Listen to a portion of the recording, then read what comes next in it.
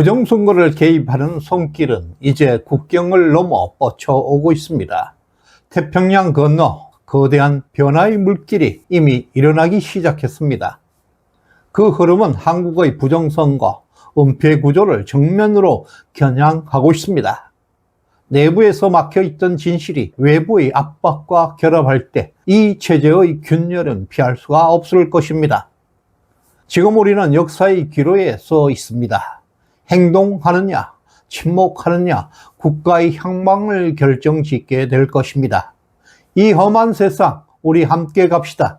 알림 설정 꼭 하시고 좋아요, 구독 꾹 눌러주시길 바랍니다. 여러분께서 잘 아실 것입니다.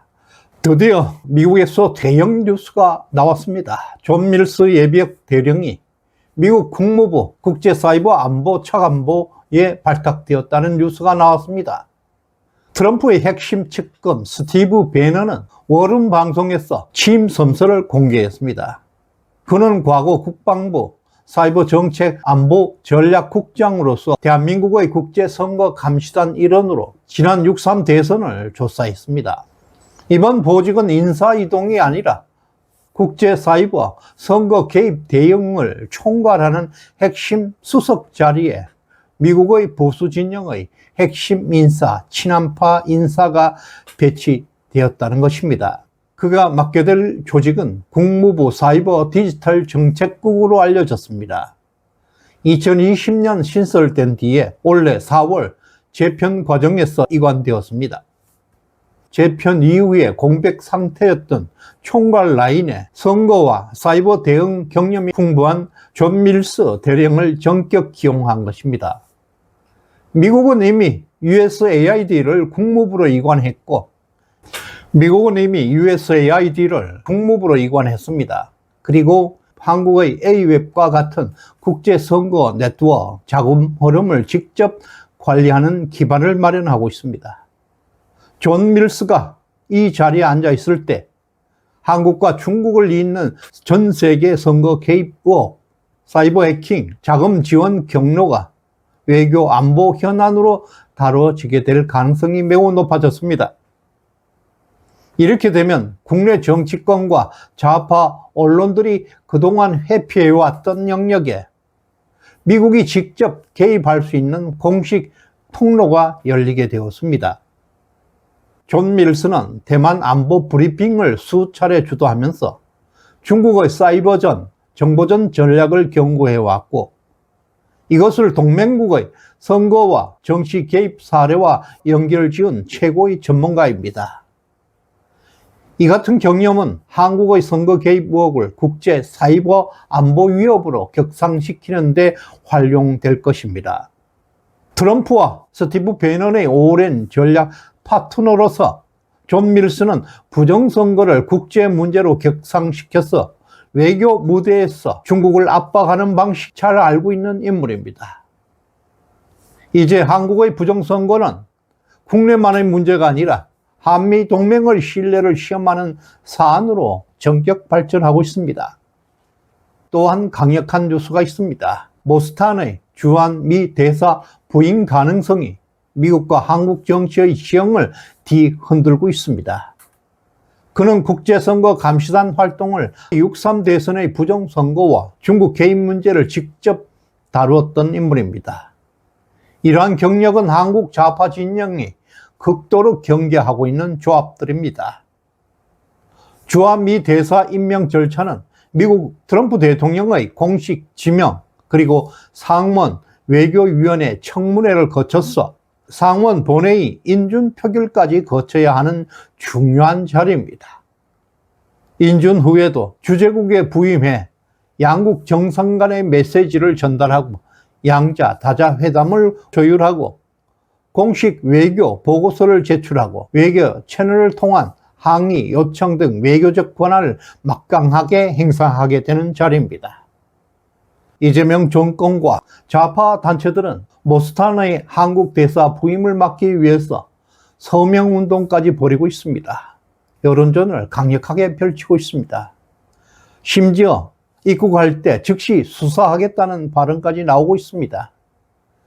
그러나 이런 위협들은 미국은 동맹국에서 민주주의가 후퇴하거나 부정선거를 은폐하는 상황을 결코 좌시하지 않겠다는 메시지를 이미 여러 차례 보내왔습니다.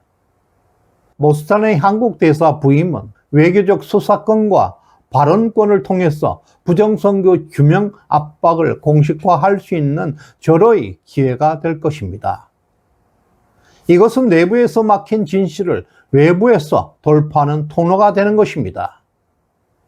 만약 그가 서울 광장에서 부정선거 진상 규명을 촉구라도 하게 된다면 국제사회와 국내 시민이 결합한 거대한 압력이고 세력이 형성됩니다.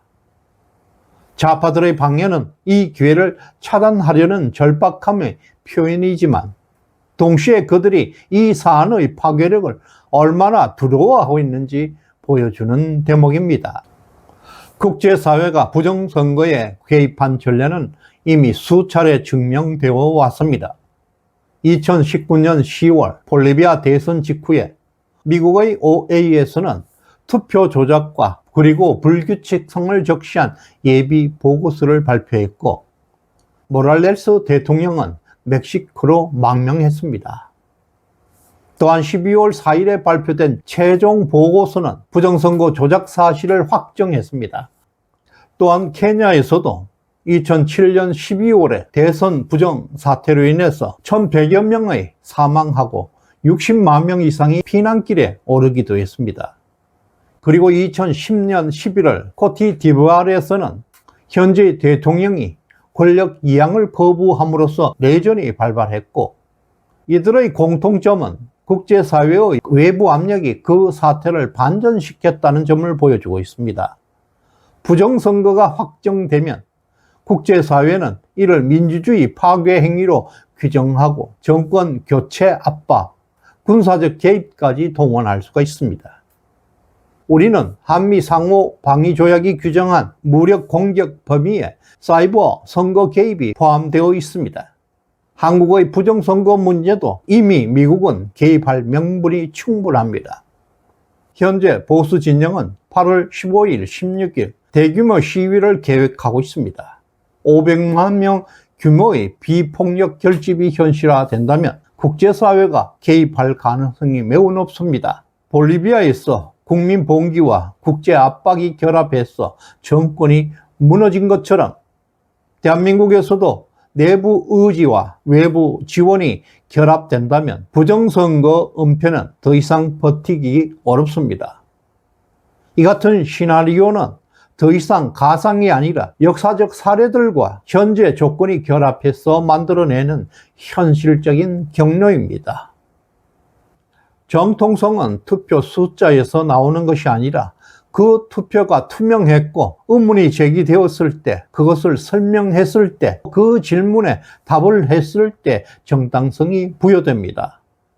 그러나 대한민국은 그 질문을 모두 거부하고 있습니다.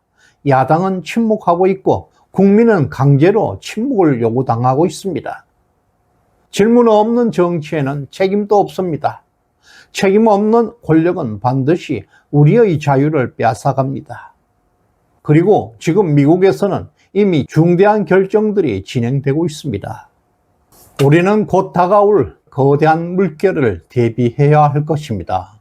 시대정신연구소에 후원해 주신 수님 진심으로 감사드립니다. 고맙습니다.